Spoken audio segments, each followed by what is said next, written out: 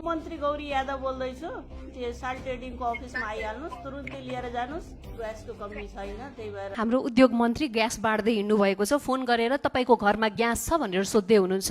उहाँले जनताहरू यसरी तातो घाममा ग्यासको लाइनमा बसेको देखिराख्नु भएको छैन। म तपाईँ मार्फत यो प्रश्न गर्न चाहन्छु कि मन्त्रीको काम व्यक्तिलाई ग्यास बाँड्दै हिँड्ने हो? कतिजनालाई उहाँले फोन गर्न सक्नुहुन्छ? 10 जना 20 जना 30 जना हजार लाखौँलाई त उहाँले फोन गर्न सक्नुहुन्न। म उहाँहरूलाई सोध्न चाहन्छु, उहाँको जिम्मेवारी भनेको त यो प्रणालीलाई काम गराउने हो।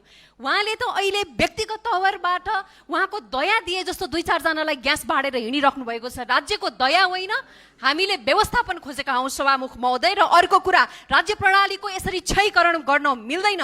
उहाँको काम भनेको आपूर्ति प्रणालीलाई सहजीकरण गर्ने हो, अनुगमन गराउने हो, वितरण संयन्त्रलाई गर्ने हो। तर उहाँ व्यक्तिगत रूपमा उहाँको विरोधमा कुन मान्छेहरूले लेखिरहेको छन्, तिनको घरमा चाहिँ ग्यास पुर्याइराख्नु भएको छ।